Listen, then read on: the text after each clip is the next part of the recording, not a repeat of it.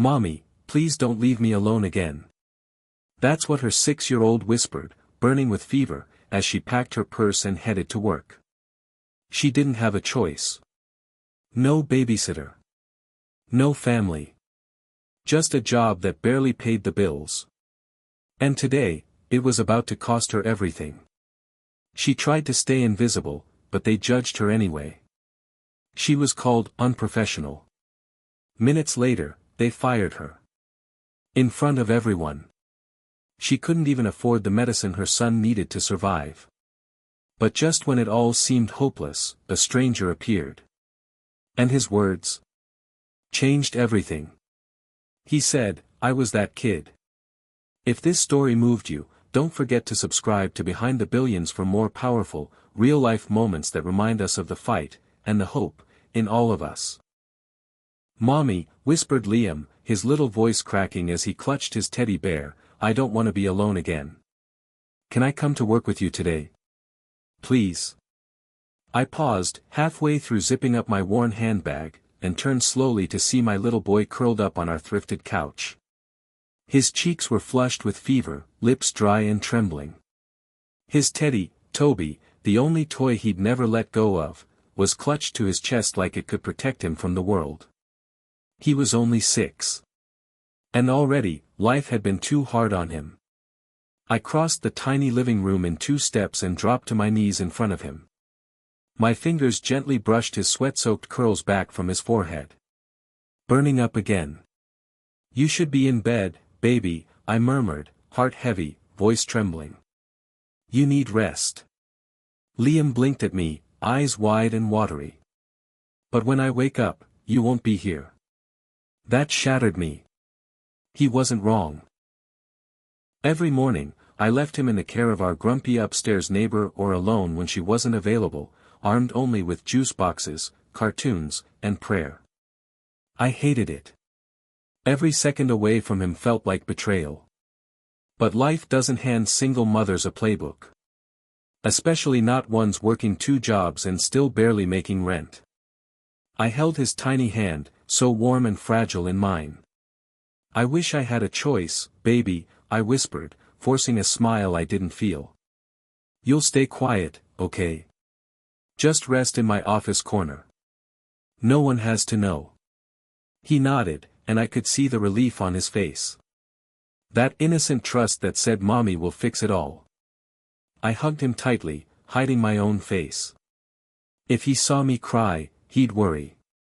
And worry was something a sick little boy didn't need. You ever feel that ache? That helpless, gut-wrenching ache where every decision feels like the wrong one?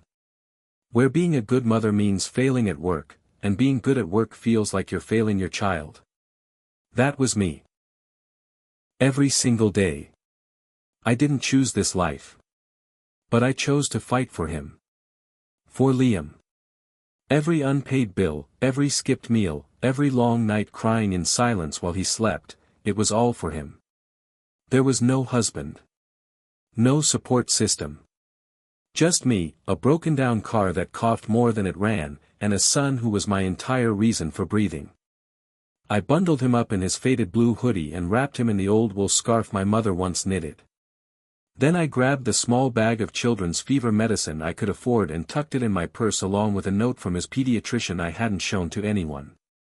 I looked around our tiny apartment, peeling paint, a fridge humming louder than it should, and a single cracked window that let the cold in like it was invited. And yet, this was our home. Our survival space. I took one last deep breath, kissed the top of Liam's warm head, and carried him down 3 flights of stairs to the street. We waited at the bus stop in silence, him tucked into my coat, dozing against my shoulder. "You okay?" I asked, even though I already knew the answer. He nodded sleepily. "Because you're here." God, what did I ever do to deserve a heart like his? As the bus pulled up and I climbed aboard, people looked at us, just another struggling mom with a sick kid clinging to her like a lifeline. But they didn't know our story. And they didn't know that today, everything would change. One way or another. The office was unusually quiet when I walked in, well, more like snuck in, with Liam wrapped in my coat, his head resting on my shoulder. My heels clicked a little too loud against the polished floor.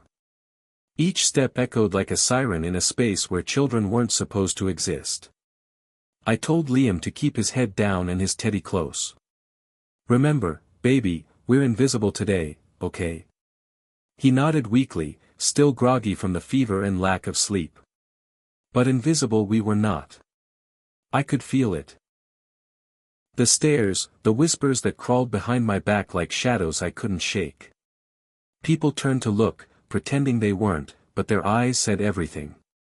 "Is she serious?" I heard one intern whisper to another, just loud enough. "She brought a kid." The other scoffed, clicking her perfectly manicured nails on the coffee machine. "It's not like we're running a preschool." I kept walking. Eyes forward. Shoulders up. That armor you wear when life won't stop slapping you down. But inside, I was screaming. Because no matter how strong you try to be, those whispers, they stab you where no one can see. You ever feel like the world expects you to be superhuman, and then tears you apart for not being perfect? That's what motherhood in the corporate world feels like. I walked Liam to my tiny glass cubicle in the far corner. It wasn't much, just a desk, a wheezing old computer, and a file drawer that never quite shut right, but today, it was going to be a sanctuary. I sat him gently on the floor, placed his blanket and teddy next to him, and handed him my earbuds to watch cartoons on my old phone. "No noise, no moving around, okay? I'll be right here." He nodded, giving me a thumbs up and the smallest smile. God, I loved him. That's when I saw her coming. Paula. My manager. High heels, crisp blouse, the kind of woman who didn't believe in excuses. Or empathy. She made a beeline for me, eyes scanning Liam like he was a threat to national security. "Emily," she said, folding her arms. "This is completely unacceptable." I stood quickly, trying to shield Liam behind me. "I know, Paula, I'm so sorry. He's sick. I had no one else. I didn't want to miss the Henderson file deadline." Her tone turned colder. "This is a professional environment. You're setting a poor example by bringing personal issues to work." My jaw clenched. "He's not an issue. He's my son." "Then you should have stayed home," she snapped. I could feel my cheeks burning. I wanted to scream that staying home wasn't an option. That staying home meant no paycheck. And no paycheck meant no rent. And no rent meant, God forbid, no roof over our heads. "I promise he won't make a sound," I said softly, swallowing every ounce of pride I had left. "He just needs to lie down and rest. He won't bother anyone." Then Liam coughed. A sharp, chesty sound that echoed in the office like a fire alarm. Paula's eyes narrowed. "One more peep," she said, "and you're out." I didn't respond. What could I say? I turned back to Liam, kneeling beside him. His face had gone pale, and his little hands clutched his stomach. "I'm sorry, Mommy," he whispered, voice shaky. "I didn't mean to cough." I kissed his head. "No, no. You didn't do anything wrong. Not a thing." But as I looked up through the glass walls of my cubicle, I saw them, all of them. The staff. My co-workers. My peers. Watching. Judging. Not one of them looked away. Lunchtime came, and Liam's little body was trembling against mine. I pressed my hand to his forehead, he was burning up. His cough had deepened. His lips were dry. He hadn't said a word in the last hour, just rested quietly beneath my desk like he didn't want to be a burden. He's only 6. Why should he know how to be invisible? I stood up and grabbed my coat. "Paula," I said cautiously as I passed her desk, "I'm stepping out for a few minutes, pharmacy run. It's urgent." She didn't look up from her computer. "That's fine. But you're not getting extra time. You already broke protocol by bringing him here. I bit my lip so hard I tasted blood. You ever walk through the cold with a child burning in your arms and realize you might not be able to afford to help them? I did. The wind cut right through us as we walked briskly down the block. I pulled Liam's hood tighter, shielding his face with mine. He didn't complain. Not once. He just whispered, "I'm okay, Mommy," like he knew I was hanging by a thread. The pharmacy was warm, too bright, and smelled of antiseptic and cough drops. I carried Liam straight to the counter. "Children's antibiotics," I told the pharmacist, showing him the empty bottle I'd saved. "The pediatrician called this in yesterday. Amoxicillin, 100 milliliters." He checked the system, nodded, and went to the back. Moments later, he placed the small box on the counter. "That'll be $46.75, he said, typing it in like it meant nothing. I reached for my wallet. Unzipped it. Counted once. Then twice.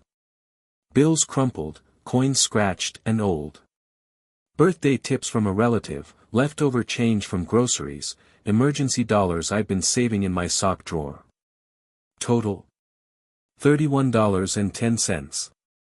No, I whispered, counting again like maybe I'd miscalculated. But the numbers didn't lie. "Is there a discount?" I asked, my voice shaky. "A sample bottle? Anything smaller?" He shook his head. "Sorry. That's the lowest price.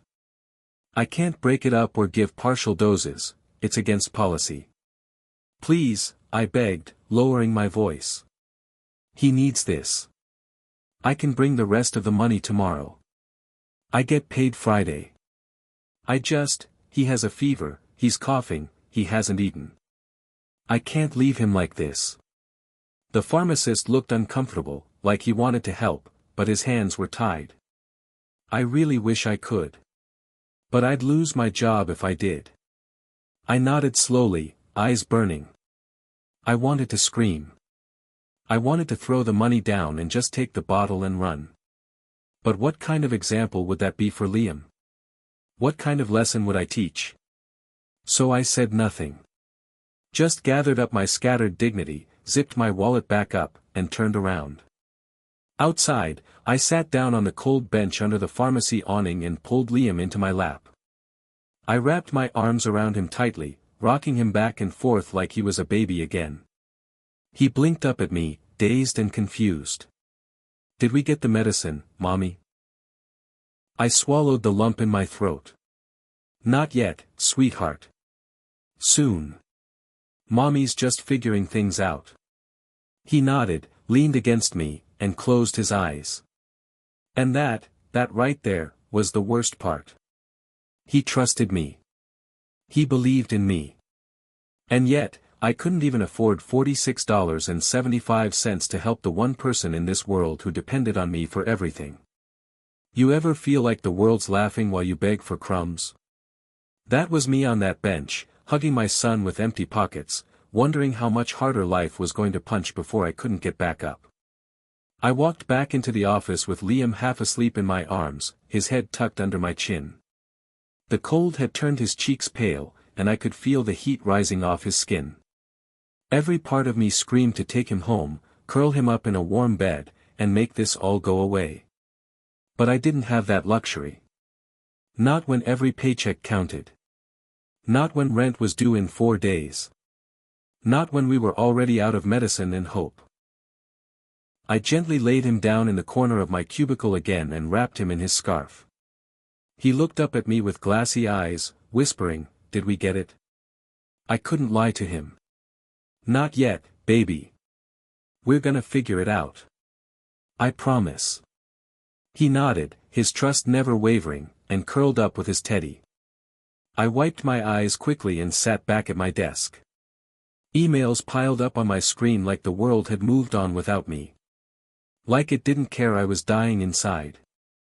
I started typing. Typing like my job depended on it, because it did. That's when I heard the footsteps. Fast. Clicking heels. Purposeful. Paula.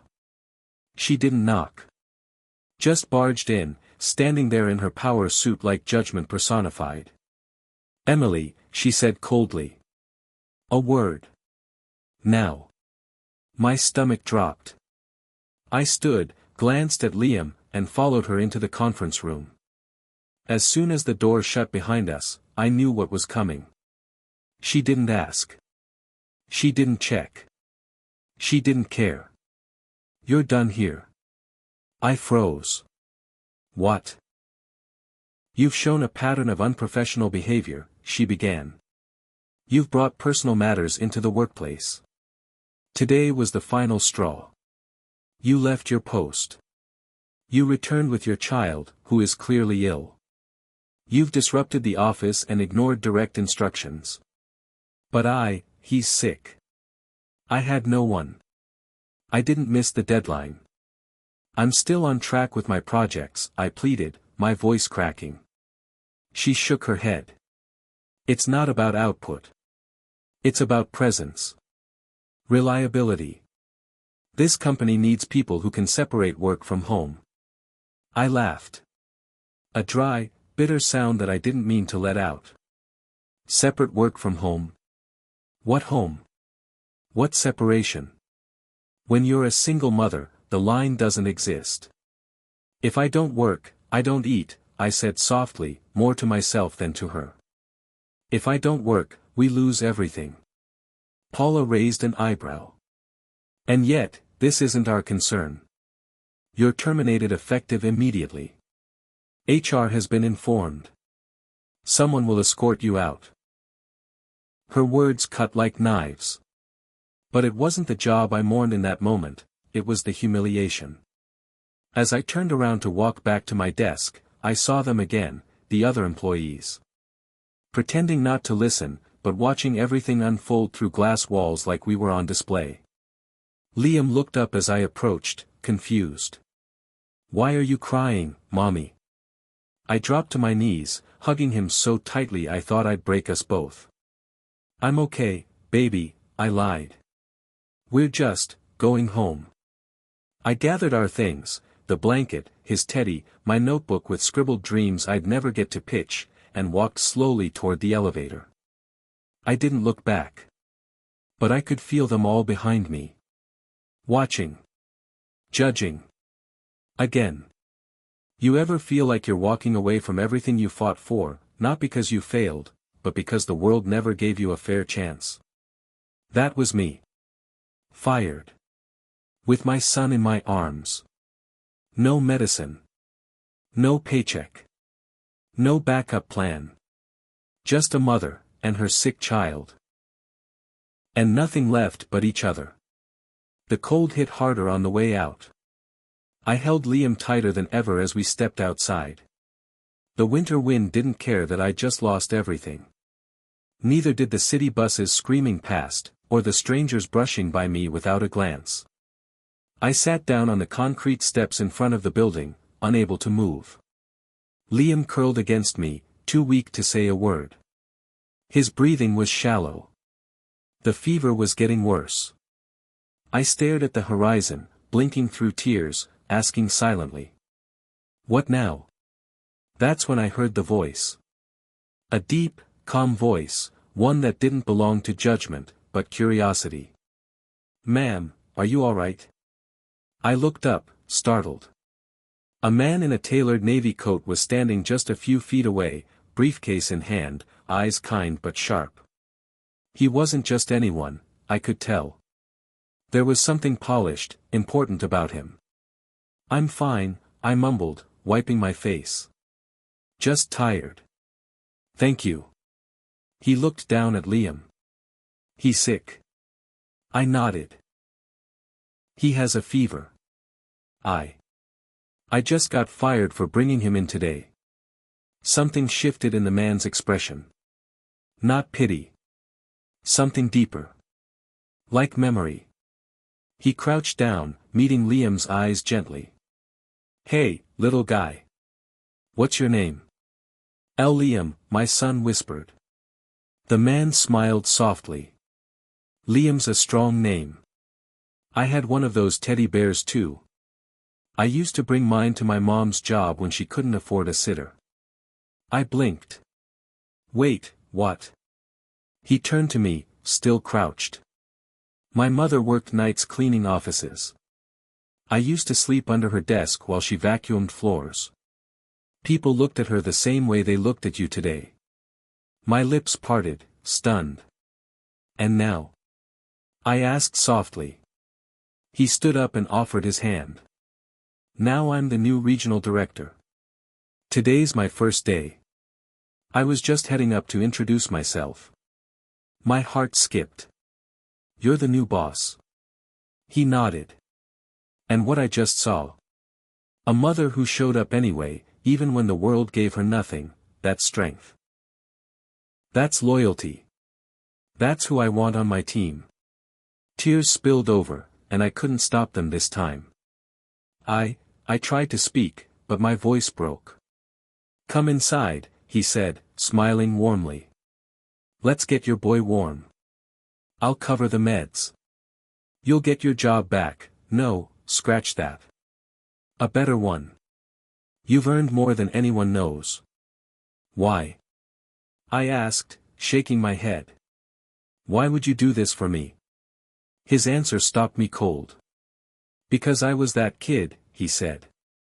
And if someone hadn't given my mother a chance, I wouldn't be standing here today. That moment changed everything. We went back upstairs, not through the back, but through the front doors. Proud. Upright. And for the first time in a long time, not alone. He kept every word. By the next week, I was working as his executive assistant. He gave me flexibility, decent hours, even health coverage. More importantly, he gave me dignity. And Liam? Liam got his medicine. His fever broke 2 days later, and when I tucked him into bed, he looked at me and whispered, I like your new boss. I laughed softly, brushing back his curls. Me too, baby. Me too.